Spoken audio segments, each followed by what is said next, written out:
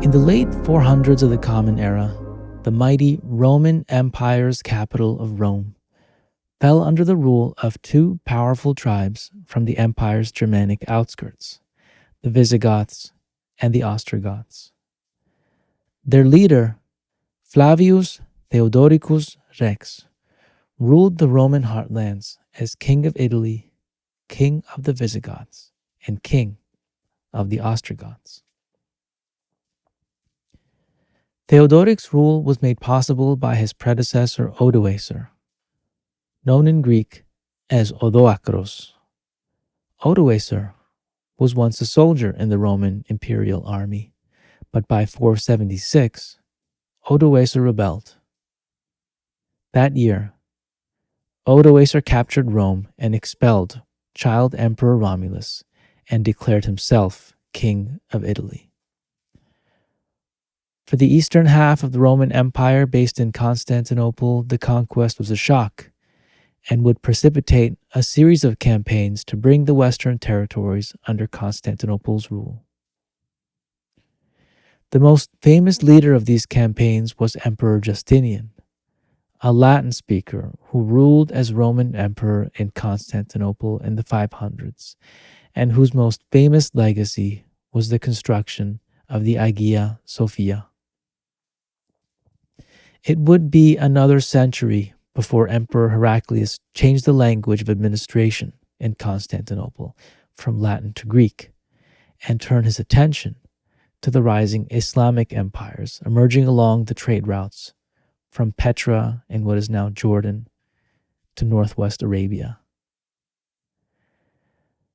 But the fall of Rome to Germanic conquerors wasn't entirely unexpected in the 470s.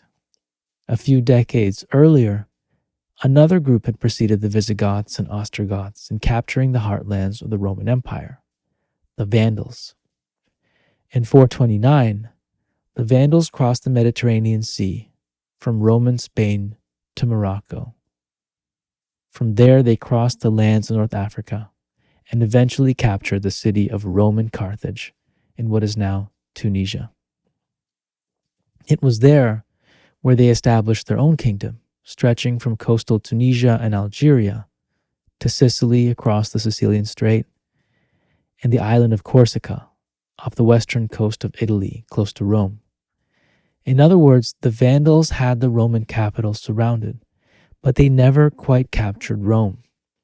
That feat was accomplished by Odoacer and his successors among the Visigoths and Ostrogoths. But the conquest was undoubtedly made easier by the Vandals' earlier capture of the regions close to Rome. The Vandals ruled from their capital in Carthage from 439 to 534, almost 100 years. What made the Vandals so memorable in the eyes of the Romans was their attempt to take Rome in 455. Just 2 decades before the city fell under the rule of the Visigoths and Ostrogoths, the Vandals invaded the city. One of the only reports of the time comes from a writer named Prosper from the city of Aquitaine in southwestern France. Prosper was a student of Augustine.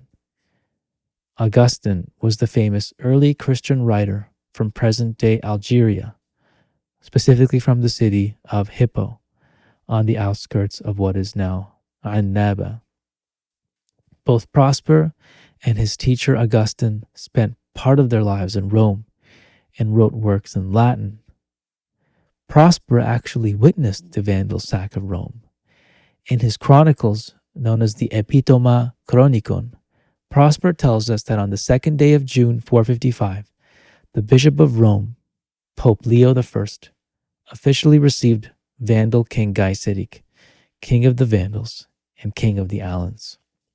That year, 455, Pope Leo I beseeched Gaiseric not to destroy Rome and to instead be satisfied with whatever spoils of plunder he and his army had taken and to head back across the Sicilian Strait to Carthage. The Vandals left with large amounts of treasure, but when they left, they destroyed a variety of Roman monuments on their way out, including the Temple of Jupiter. It was this destruction that earned the Vandals, centuries later, the reputation for the destruction of culturally significant sites.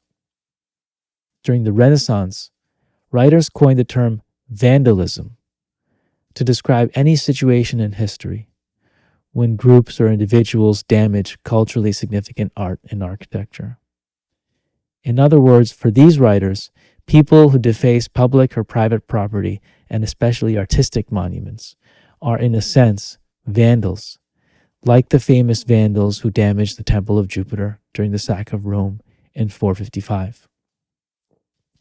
But there was another term in history apart from the term Vandals and vandalism that draws on the memory of the Vandals. Andalus, the Arabic word for the Iberian Peninsula that still survives today in Spanish in the word Andalusia, Spain's southernmost province. Long after the Vandals surrendered to the Eastern Romans in the 500s, when the Visigoths controlled Iberia close to Morocco, Arabic-speaking adventurers, active throughout the Eastern Roman Empire's commercial frontiers, continued to remember the Vandals, and when they crossed North Africa to Iberia in the 700s, they called the peninsula El Andalus.